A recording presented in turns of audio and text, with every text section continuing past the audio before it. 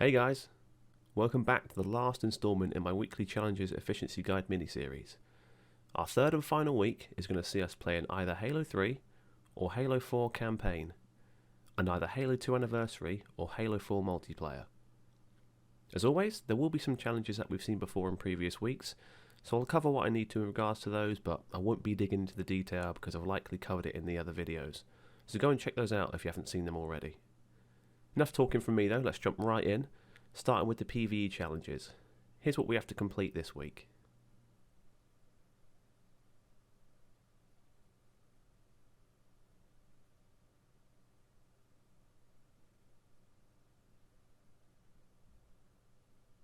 As always, it's best to start with Firefight if you are going to do it.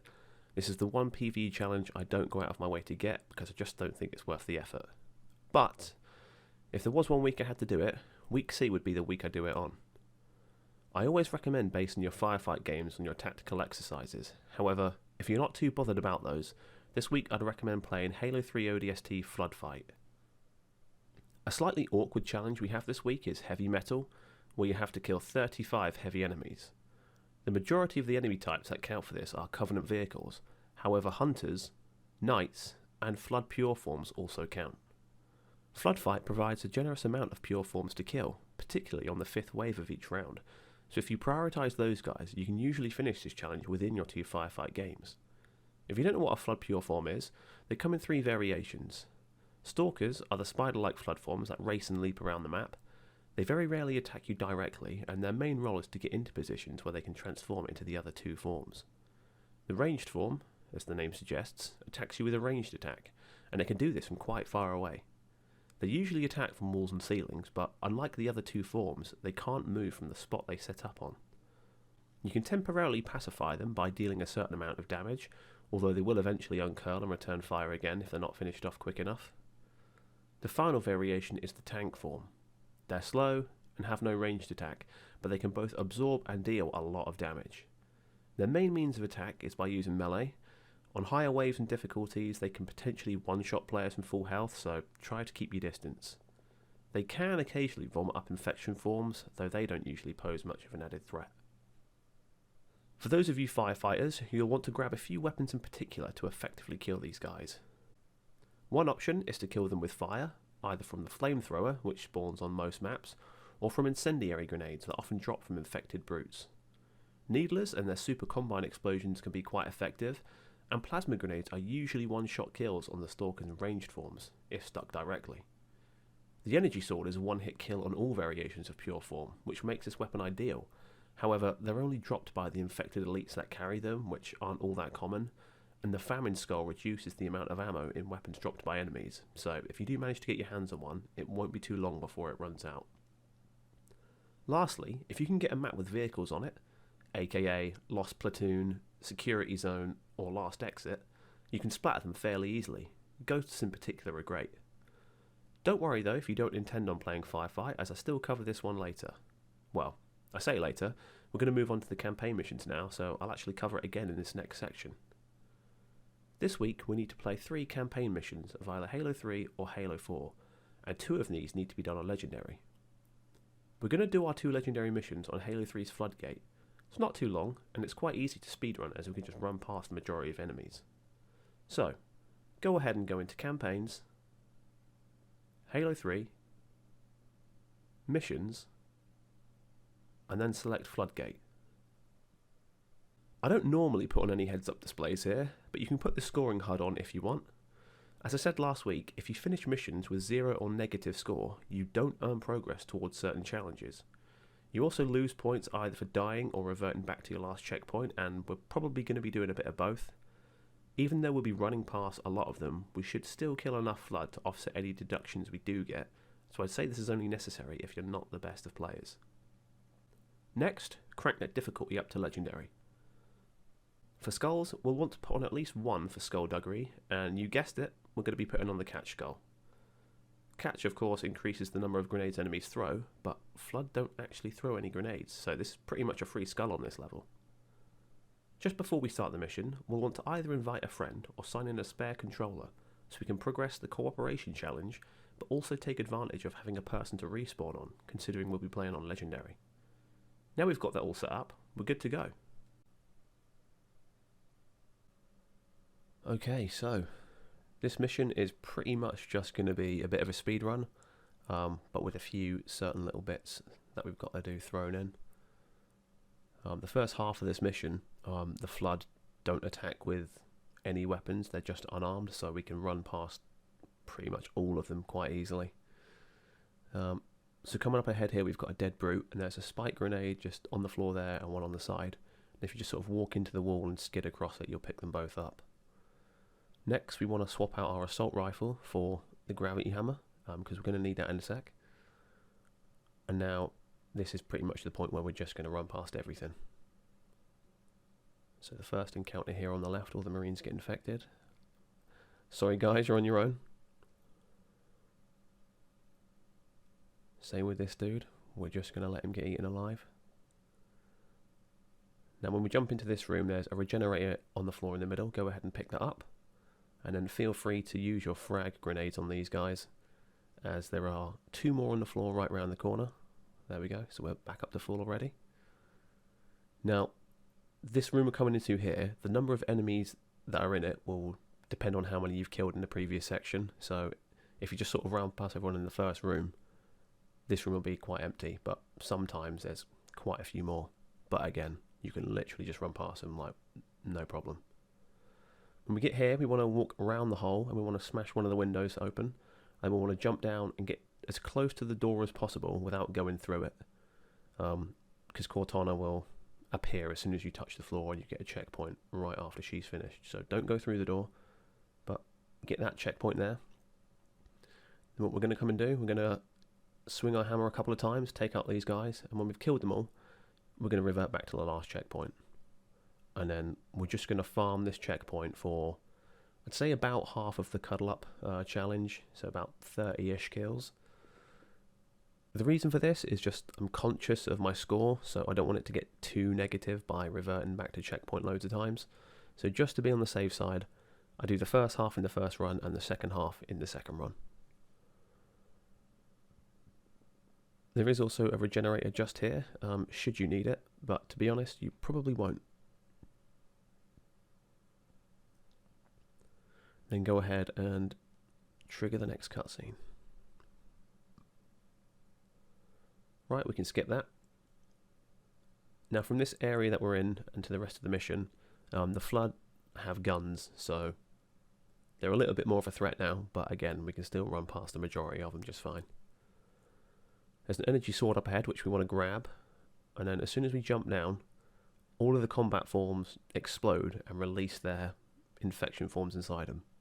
No idea why, but just seems to happen all the time.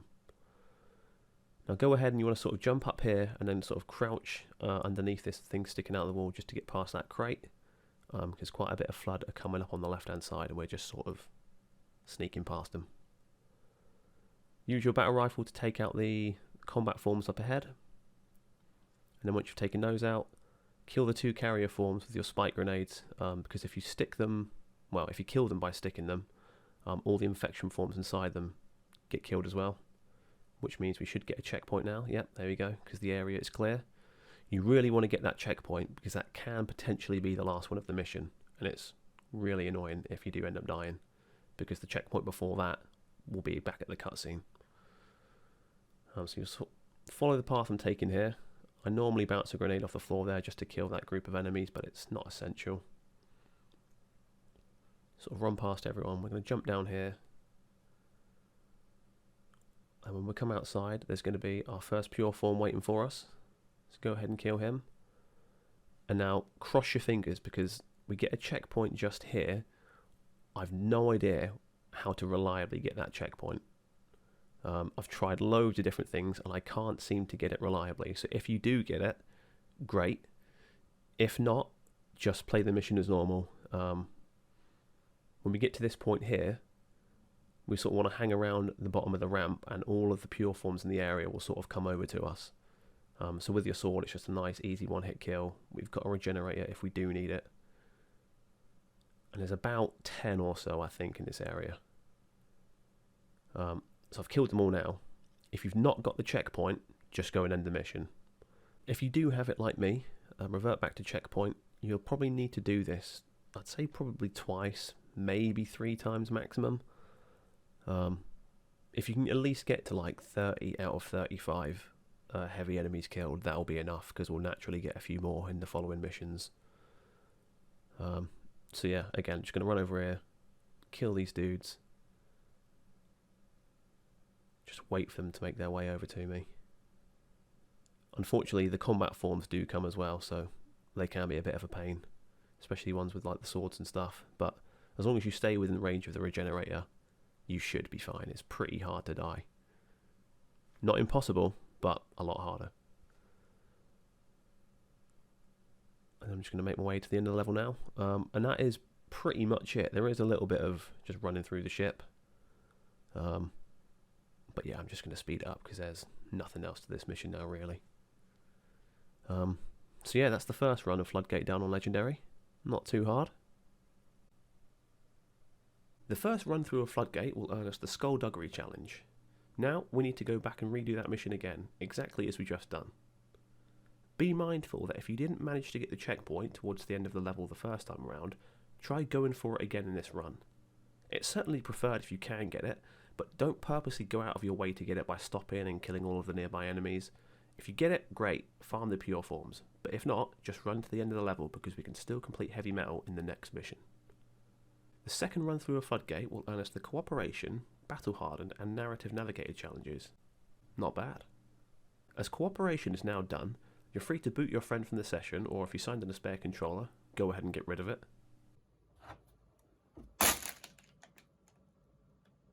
Next, we want to play a Halo 3 playlist mission, so we can complete the playlist progression and change of scenery challenges. From the main menu, go into Campaigns, Halo 3, and then into Playlists. Out of the 8 Halo 3 playlists, 6 of them essentially start with Sierra 117, as Arrival is a cutscene and isn't classed as a mission. The other 2 playlists start with Crow's Nest and Tsavo Highway, the latter of which is very easy to speedrun and allows us to progress Heavy Metal, if you still have that one outstanding. So, go ahead and select Wheels, Wheels and More Wheels, start the playlist from the beginning and jump right in.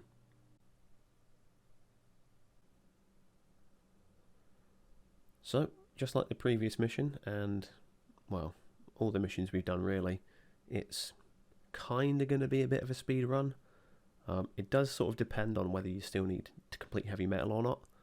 I'm going to be playing this as if I do, but if you don't, if you've already completed it, you can cut a few bits out just to make it quicker for yourself. So yeah, starting off, just go ahead and open the door yourself and then load up a Warthog with some Marines. Obviously, there is like the Troop Hog where you can get like 4 guys inside. Forget that one. Take the one with the gun turret on it.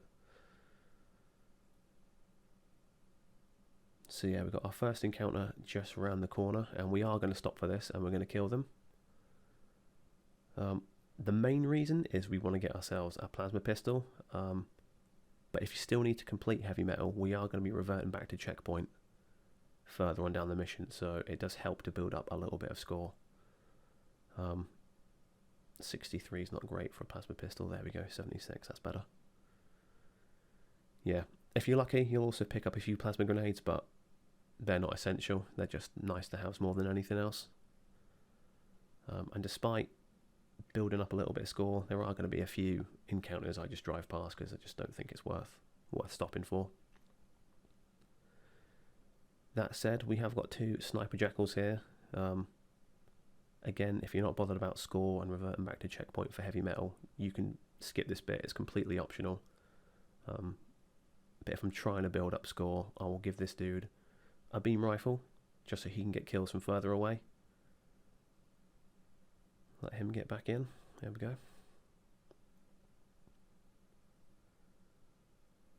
So yeah, if I'm trying to build up score, I'll come up this way. If not, I'll just drive straight for the next area. And trying to find that balance of I don't want to spend too long getting kills, but I don't want to speed past everyone. So it's just trying to find that balance. But yeah, I would recommend enabling the scoring HUD if you still needed to do Heavy Metal, because I've clearly forgotten to do that for this run. going to kill these dudes, and then I'm sort of parking myself, well, parking that rock between me and the Phantom so it doesn't shoot at me. And then I like just coming down here and we can take out that shade turret, which of course counts as a heavy enemy. And then at this point, once that's down, I just drive to the next area. I'm not hanging around too much.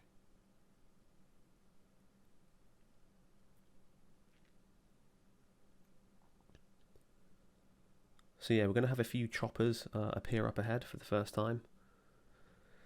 Again, these count as heavy enemies, so not to sound like a broken record, but if you need progress towards heavy metal, you want to go ahead and take these out as well. You do have to get the choppers to blow up whilst the brutes are inside it. So there, I killed the brute before the chopper. That won't count.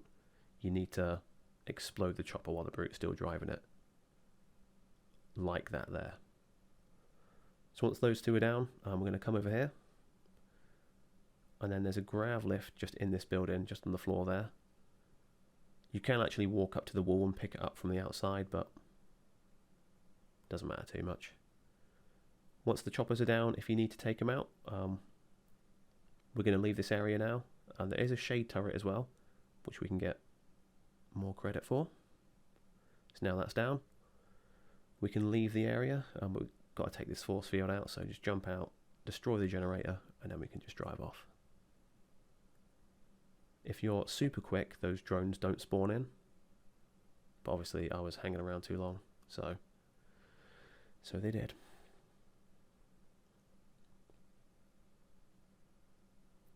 But yeah, if you've played this mission before, you can probably already guess what's going to happen next.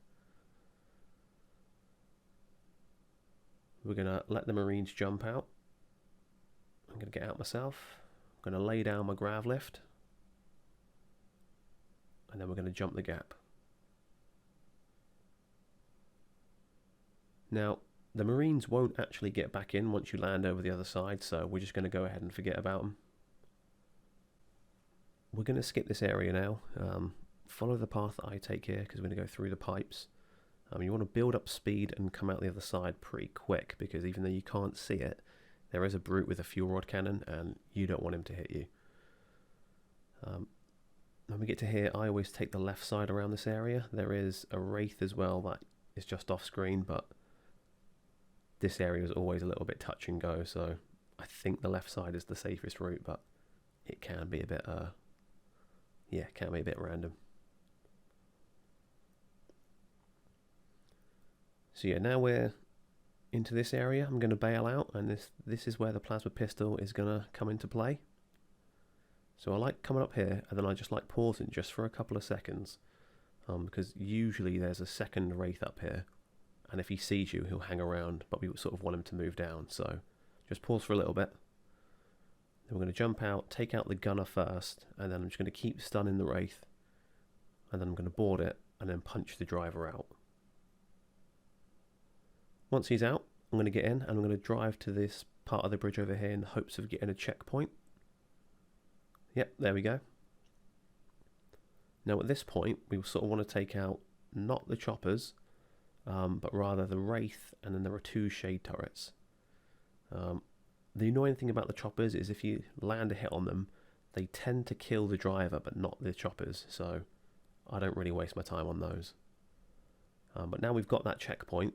If you still need heavy metal, you can keep farming it. Obviously, if not, just carry on with the rest of the mission.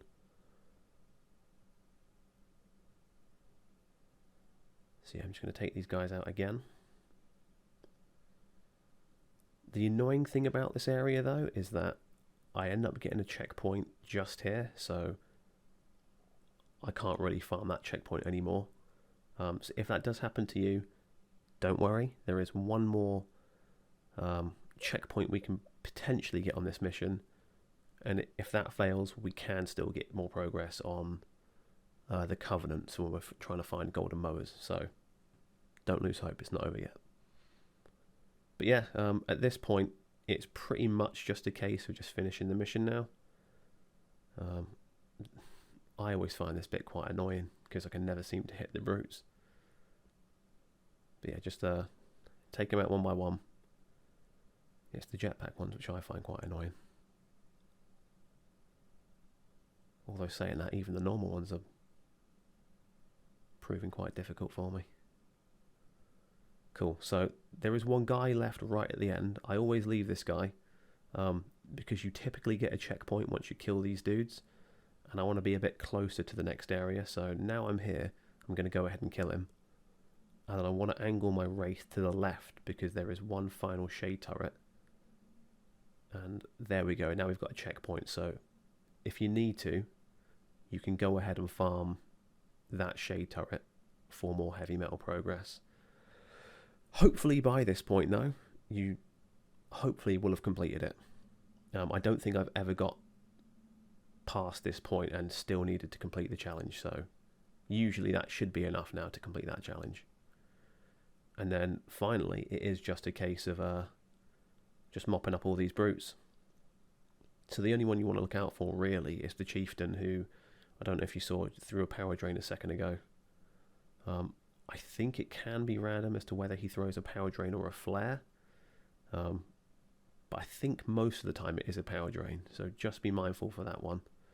Because it will both stun you and drain your shield, so it'll make you quite vulnerable for a little bit. But yeah, just use your wraith, take out the last of the brutes. There he is, there's the chieftain. I think I've got one more brute down there. And then when they're all down, go ahead and take out the barrier. And then that's it. Completing our playlist mission will give us the playlist progression and change of scenery challenges, which means we can now focus on I Spy and go and hunt some golden mowers. If we jump back to the slide from last week, we'll see that this week golden mowers only spawn on the end set of missions, and as Tsavo Highway and Floodgate are in the beginning and middle sets, we'll need to play an end set mission to find them. This week, however, I think it's actually faster to play the beginning section of two different missions rather than playing one mission all the way through. I like to start with the final mission of Halo 3. Go into Campaigns, Halo 3, Missions, scroll across and select Halo and accept all of the default options. Like last week, once you get to the Skulls tab, go ahead and enable Acrophobia, just so we can speed this up a bit. Once you've turned that on, go ahead and jump in. Now this mission is going to be nice and quick. As soon as you start, do a quick 180. Turn around, and then inside the Pelican will be the first mower spawn point, just there. I pick up a battle rifle here just for the extra range. It's not massively essential, it's just preference more than anything. And then we're going to fly through to the mission, and then as soon as we get to the point where we normally drop down, if you look up, there are three sort of beams overhead, and on the furthest one away from you in the corner is another mower. And then we're going to fly up now to the top of this structure. And then the third and final one for the start of this mission is going to be just over there. There are more. The next one is behind those doors, but in order for them to open, you've got to hang around here for a couple of minutes, kill and flood, and we ain't got time for that. So once you've checked those three spawn points, go ahead and end the mission.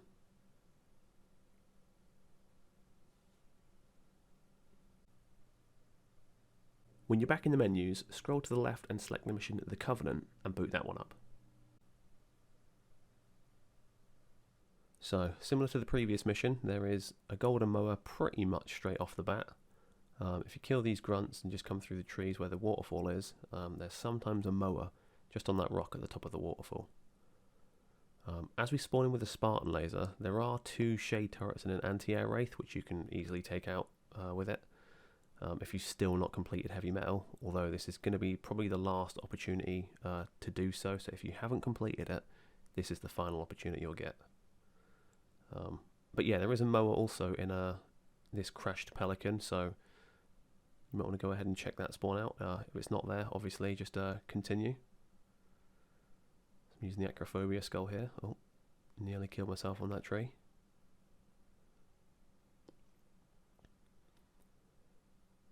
So yeah, we want to progress to where the sort of like this ledge is. Normally there are grunts and jackals that are like sat on here, but because we've just run off, we've not loaded them in yet. But there is a mower sort of hanging around to the left here. So yeah, it doesn't matter if the grunts and jackals haven't loaded in, because the mowers seem to load in independently, I guess. We're just going to fly up here now. Whoops. So I like to take these grunts out. I would say it's not essential, but they are quite annoying, so I would actually recommend it. There's usually, I think, about 4, including those 2 that we've just killed. So usually that's 3 now. Usually there's a 4th one that comes up, but not playing ball this time. But yeah, if you look to your right, there's a spawn point just up there. Oh, here we go. And then there's also another spawn point sort of further down the waterfall, just down here. I think it's about there, but you will see it if it has spawned in. The next spawn point is just over there. I will get it closer, but it's a little bit risky because there is a wraith and some prowlers. So quickly going to come over here, and then there it is, just tucked in the corner there. At this point, I like just jumping over the other side, just because the prowlers come sort of out from inside that structure. So wait for those to leave, and then I charge the Spartan laser up as I'm jumping down, and then take out that shade turret. Oh, nearly died there. So there are 2 more locations sort of in this structure. I'm just going to clear out a couple of grunts just to the side of me here, just before I show you. Oh, that was a terrible grenade. Because yeah, the next location is just on top of that sort of pillar there. Grunts. If you're hovering with the acrophobia skull and you get shot, you fall to the ground. So yeah, it's just there. And then finally, as we've got acrophobia, we can just fly straight up without activating the lift. And the final location is sort of on top of those lights on the right hand side, second from the end. I've always got 3 mowers by this point, so once you sort of get to here, you should be done. So you can just go ahead and quit. At this point, the last few challenges you have outstanding are likely to be Pinpoint and Promethean Proficiency. If you set up my challenge checkpoint from my challenges intro video, go ahead and load it up, and you can grind out these 2 final challenges in just a few minutes. Because of the light rifle's long range, I just exit the ghost, unload a full magazine, and then just revert back to checkpoint, as it's quicker than reloading and getting in and out of the ghost. This method is a lot quicker than the alternative I'm about to show you, so if you haven't set this up yet, this is your reminder to go and do it. For those of you who don't have that checkpoint set up, your next best bet is probably Halo 4 Spartan Ops.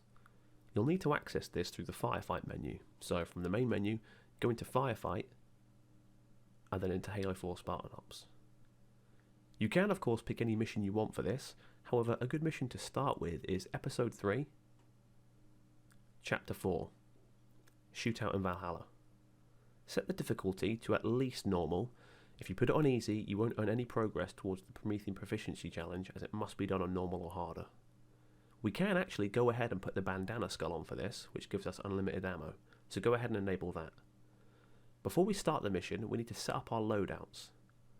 Open the Start menu, go into Customization, Halo 4, scroll across to the Gear tab and select Modify Loadouts.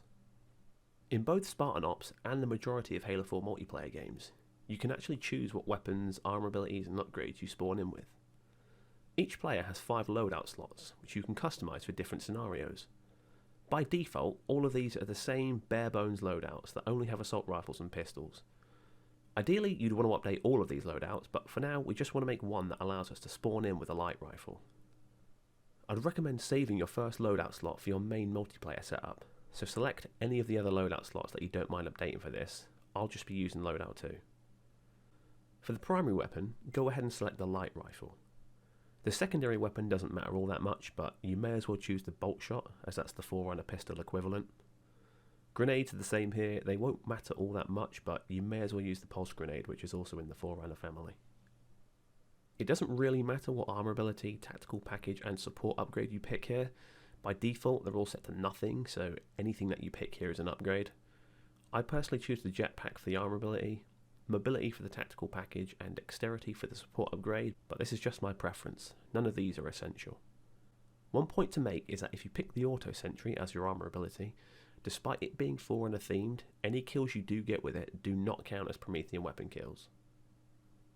The final thing to do here is just to rename your loadout something appropriate, and then you're ready. There's not too much to cover here really, just progress through the mission making sure to headshot kill as many enemies as possible with Promethean weapons. Both the bolt shot and light rifles are precision weapons, so you can headshot enemies with either one. However, the light rifle has a much longer range on it, so that's generally the better weapon to use. As soon as you've completed both of these challenges, you can just quit the mission. Completing those 2 challenges should then be enough to complete the Versus CPU challenge. You know the drill, it's worth 500,000 XP, so make sure you complete it.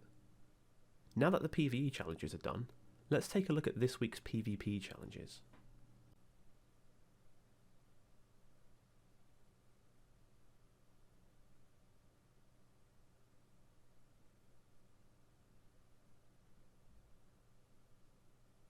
Let's get this out of the way with nice and quick. I don't bother doing sweat equity as ranked is dead. And that's the only PvP challenge this week that I miss. Moving on, we're going to start off by combining Shared DNA, which is playing 7 games of either Halo 2 Anniversary or Halo 4, with Victory and Protection, which is playing 5 games of Asset Denial game types. As usual, we're going to be playing these in 4v4, as most of the Asset Denial game types are better suited to 4v4 play. Set your games included to Halo 2 Anniversary and Halo 4, and set the game categories included to just Asset Denial. Asset Denial consists of 4 game types: Oddball, Headhunter, VIP and Regicide. Headhunter is exclusive to Halo Reach, and VIP is exclusive to Halo 3, so that just leaves us with Oddball and Regicide. Oddball is available on both Halo 2 Anniversary and Halo 4, whereas Regicide is exclusive to Halo 4. There are a total of 10 different maps available if you search for both games. 8 of them are compatible with Oddball, whereas only 4 of them are compatible with Regicide. This means that we're likely going to be playing Oddball for most of our matches. As we're potentially going to be playing some Halo 4, before we go any further, we'll need to set up another loadout, this time for multiplayer. Again, go into Customization, Halo 4, Gear, and now we want to change our first loadout slot. The reason we want our multiplayer loadout to be in the first slot is that when you load into a multiplayer game, you only have 5 seconds to choose your loadout before you're spawned in, and if you don't select a loadout in time, your first loadout will be applied to you by default, so we want to make sure that first slot is appropriate for multiplayer. As we'll be playing on 4v4 maps which aren't too big, I'd recommend either using the battle rifle or the carbine, as the DMR and light rifle are typically better on larger open maps. I personally go for the battle rifle here. For the secondary weapon, again, I'd recommend the bolt shot. If you repeatedly fire the weapon, it acts just like a normal, albeit slightly weaker pistol. However, if you hold down the trigger, you can charge up a close range attack that essentially turns it into a mini shotgun. At close enough range, this can kill a Spartan at full health in one shot, which for a loadout weapon is really OP. It might be worth mentioning that this attack uses up half of the magazine per shot. In terms of grenades, I'd recommend either frags or plasmas. Pulse grenades, in my opinion, aren't that strong, and they detonate as soon as they touch a surface, so you can't really bounce them off of walls and floors. The armor abilities here are all fairly balanced, so I'd say for this, just pick one that you think you would use quite often. I personally use the jetpack because it helps me move around the map quicker, and it also complements the rocket launcher, which we'll need to use later. Now, when it comes to your tactical package and support upgrades, I'd recommend trying to pair them together. For example, I like fast-paced gameplay, so I have the mobility tactical package, which is unlimited sprint, and the dexterity support upgrade, which speeds up reloading and weapon swapping animations. I feel like a good combination for beginners is the resupply tactical package and explosive support upgrade, as this will allow you to replenish your grenades from fallen players. It increases the blast radius of grenades you throw, and also decreases the damage you receive from enemy grenades. Another good combination for newer players is the shielding tactical package and the recharge support upgrades. This reduces both the amount of time it takes before your shields start to recharge and the amount of time it takes them to finish charging.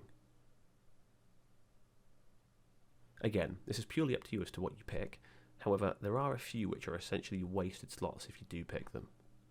Requisition and Ordnance Priority only work in game modes with Personal Ordnance, which is neither Oddball or Regicide.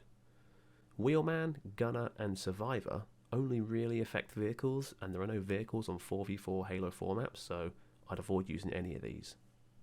Getting back to the challenges though, let's have a look at a few that we should focus on in our initial 5 games. Predictably, the most important one I'd say right now to focus on is objective results, as our first 5 games are going to be objective based. Fortunately, both Oddball and Regicide can provide quite a lot of objective based medals that count towards this challenge. In Oddball, you can earn medals for being the first person to pick up the ball, killing enemy ball carriers, killing enemies while you carry the ball, and then holding the ball for 10, 20 or 45 seconds. There are 2 points I want to quickly make here. Firstly, there is a medal you get for holding the ball for 30 seconds, Ballmaster. However, this medal isn't actually listed as one that counts towards the challenge, which I imagine is likely an oversight. Because of this, it means it's actually more efficient for you to drop the ball after 20 seconds and immediately pick it back up again to reset your timer. This way you can essentially earn an objective medal every 10 seconds. Secondly, some of you eagle-eyed viewers may have noticed that there's a medal within the objective results description called Ball Handler, the description of which states that you can earn this medal in Halo 2 Anniversary if you carry the ball for a total of 1 minute throughout the match. What it doesn't tell you is that this medal doesn't apply to the Oddball, but rather the Ball and Ricochet games, so you can't actually earn this one, at least not in the games we'll be playing. Now, here's a few general tips for when you're playing Oddball. Something that might seem obvious is that if you drop the Oddball off the map or out of bounds, it'll respawn on one of the respawn plates. You can use this to your advantage if you're being pushed by the enemy team, as you can either throw the ball off the map, or just jump off entirely, to prevent the enemy team from being able to pick it up immediately after you die. Note that in both Halo 2 Anniversary and Halo 4, you can straight up throw the Oddball away from you by trying to throw a grenade. Also, unlike Halo Infinite, the Oddball is actually a one-hit kill, so while I wouldn't advise you to actively seek out kills, it can be quite deadly if enemies try to get up close and personal. One important Oddball feature that differs between both games is how you go about picking the Oddball up. In Halo 2 Anniversary, you need to manually pick up the Oddball. In Halo 4, however, your Spartan will automatically pick up the Oddball as soon as you touch it. You can use this feature to your advantage by throwing the Oddball at oncoming enemies, essentially forcing them to attack with melee, at least until they throw it back. Using this trick can earn you quite a few ball carrier kill medals. Moving on to Regicide, this mode only has 2 medals that count towards objective results. You can either get a medal for killing the enemy king, or killing an enemy as your team's king.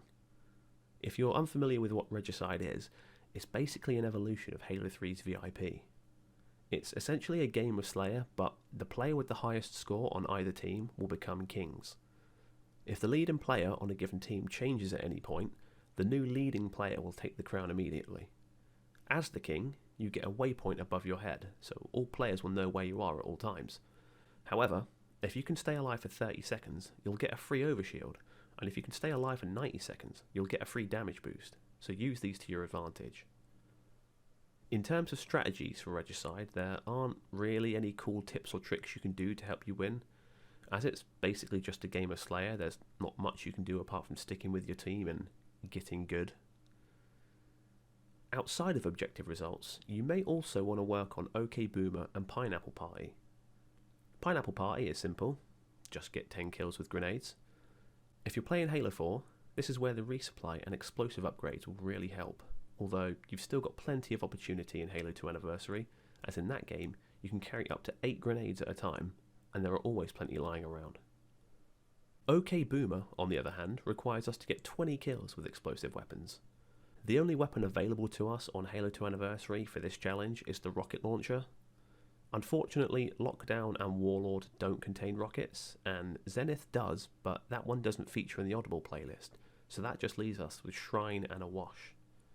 Shrine has a rocket launcher in the middle of the central structure, though it is usually a race at the start of the game as to who gets it first. Awash, on the other hand, isn't actually a map, but rather a forge palette, meaning there are a number of different forge-made maps that are all based off the same one. Select, The map, which vaguely resembles Halo 3's Narrows, has rockets in the centre of the bridge right next to the Oddball spawn. Stigma, the Guardian Ascension hybrid, also has rockets on them, and these can be found on the lower platform by the grav lift.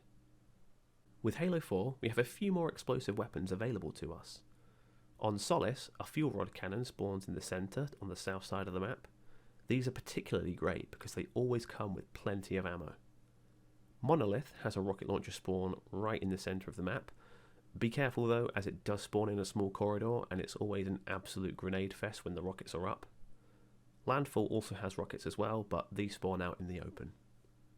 Needless to say, all of these weapons are rushed at the start of a game, so it helps to have the mobility tactical package here if you are going to run straight for them. Also, Haven has the concussion rifle, that also counts as an explosive weapon, although this one isn't as strong as the others, so I don't really tend to pick it up. Now, these are all the explosive weapons that spawn on the map at the start of each game and then periodically throughout. However, you may still come across additional weapons that spawn in through the ordnance pods. For example, on a drift, you might come across a sticky detonator. This is also an explosive weapon. If you've never used this before, you essentially deploy a small explosive that sticks to whatever it lands on: walls, ceilings, people. You can then choose when to detonate the explosive. You can either do it as soon as it lands or wait a little bit. The screen on the side of the weapon shows a small motion sensor, and any red dots on the radar indicate that an enemy is nearby. Alternatively, the only other explosive weapon you're likely to come across is the railgun. It's similar to the Spartan laser in the sense that you need to charge it up, and as soon as it's fully charged, it unleashes a powerful blast. So those are probably the three main challenges you'll want to focus on. Again, there are a couple more you can also progress in this time, however I feel like these are somewhat passive and you don't really need to focus on them, though I guess one of them does depend on how good you are. The obvious one is Friendly Fire, to win 3 social games. Don't bother thinking about this one, as you'll likely get 3 wins by the time you've completed the rest of the challenges. The Style Browser challenge requires us to get 30 style medals. There are a whopping 27 medals that count towards this challenge, however not all of them can be earned in the games we'll be playing to start with. In Halo 2 Oddball, we can earn the following medals. And then here's what we can earn in Halo 4 Oddball and Regicide. The other semi-passive challenge is Stay Positive, where you need to complete 5 games with a kill-death ratio of 1.0 or higher. If you are somewhat good at the game, then you won't really need to worry about this one, as you'll likely complete this challenge without even realising. If you're not so good at the game, this might be one you need to pay some attention to. When it comes to kills and deaths, there are 2 main stats that people usually measure: KD ratio and KD spread. The KD spread is simply the number of kills you get minus the number of deaths you have. Your KD ratio, however, relates to the average number of kills you get per life, so this one is worked out by taking the number of kills you get and dividing by the number of deaths you have. So, if someone finishes a game with 15 kills and 5 deaths, they'd end up with a spread of +10 and a ratio of 3. If someone else finished a game with 10 kills and 10 deaths, they'd have a spread of 0 and a ratio of 1. So essentially what this challenge is saying is that you need to finish a game with at least the same number of kills as deaths, if not more. It's a bit awkward trying to mentally keep track of your KD ratio throughout a match, but it's a bit easier to track your KD spread. When you start a game, have a mental counter that starts on 0. Anytime you die, subtract 1, and then anytime you get a kill, add 1. If you finish the game and that number is equal to 0 or higher, your KD ratio will be at least 1. Again, I wouldn't focus on this challenge until towards the end, but it's something to bear in mind if you struggle with multiplayer. In the 2 previous videos, after we've completed our initial 5 games, we usually hop on over to Big Team Battle so we can start working on some of the other challenges. Whilst we will need to do that soon, I actually stay on the current setup for another 2 games so we can complete the Shared DNA challenge. In my experience, I almost never find big team games for Halo 2 Anniversary and will only sometimes find a big team game for Halo 4, so to save us from waiting to find a game for ages, I like to just play 2 more games of 4v4 so we can then go and play some 8v8 Halo 3 and Reach after. I do also include the zone control game type at this point to help get some extra objective medals if I still need them, and it also adds Zenith to the mix, so it adds another map with a rocket launcher. It's down here, by the way. Once you've played your 7 games and completed the shared DNA challenge, we can now move on over to 8v8. As we're no longer restricted by which games we have to play, you can go ahead and select any ones you want. Halo Reach and Halo 3 are definitely the most popular ones, so make sure to include at least one of those if you want to find games fairly regularly. The main challenge we're after at this point is the Wheel Deal, to earn 10 Wheelman medals. I'd advise turning off the Action Snack and Snipers game modes for this as usual, as we want to play game types that allow decent vehicles. Heavies is definitely a good option to play on. The Gaussog is probably the best vehicle for this, as the gunner can essentially one-shot other players, as well as take out all types of enemy vehicles with relative ease. Standard Warthogs will still get the job done, although they're better against infantry and not so much other vehicles. If you play Halo Reach, a few of the maps have Falcons, which can also be a good source of medals. I would advise against using them in games of heavies though, as rockets and Spartan lasers are quite common and will likely take you out pretty quickly. Don't forget at some point to complete your 2 custom games browser challenges. Again, I covered this in depth in my Set A video, so I definitely recommend checking that out if you haven't already, as if you have a spare controller or two, you can do these in a matter of minutes. Hopefully at this point you should have either finished all of your challenges or be well on your way to finishing them all. If you've completed the Wheel Deal challenge, you can always go back to 4v4 if that's what you prefer, as the rest of them can all be done there. It's just a mop-up game at this point, so feel free to play whatever. Challenges like Style Browser and Pineapple Party I find are just passive, so play a couple of games for fun and you'll soon complete them. OK Boomer isn't too hard, it's mainly just about getting the explosive weapons before the enemy team do. Stay Positive is the only challenge I imagine might trip people up. I wouldn't advise trying to get this in the same game as the Wheel Deal, as you won't be doing much killing when you're driving players around. I almost don't want to suggest this as it'll affect your whole team, but you could try and get a few kills so that you have a positive KD spread, and then just go and hide for the rest of the game. I know it's not ideal, but apart from get good, there's not really much else you can do here. As always, we're going to end with the advice to make sure you complete enough challenges to complete the Peoples vs Peoples challenge. 500k XP, enough said. So, to recap, the games you'll need to play for maximum efficiency for PvE, you'll want to play 2 games of Firefight, followed by 2 legendary missions of Floodgate, and then a normal playlist mission of Tsavo Highway. You'll then want to play parts of the Halo 3 missions Halo and the Covenant for the Golden Mowers, and then either the Challenge Checkpoint or Spartan Ops for the final 2 challenges. For PvP, start with 5 games of 4v4 Halo 2 Anniversary and Halo 4 Asset Denial, and then another 2 games of the same, but with zone control added into the mix. Then, play as many big team battle games as it takes to complete the Wheel Deal. Play your custom game for the 2 custom games browser challenges, and then play any multiplayer games you like to mop up the remaining challenges. And there we have it.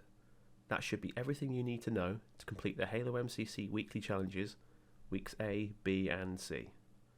Let's just hope they don't change the challenges anytime soon, otherwise all of these guides are completely useless. On that note, there will be one final guide in this mini-series which will cover all of the tactical exercises, so please check that one out when it releases. As always, if there are any strats you guys use or think are better, please leave them in the comments below to help out your fellow Spartans. Cheers for watching, guys.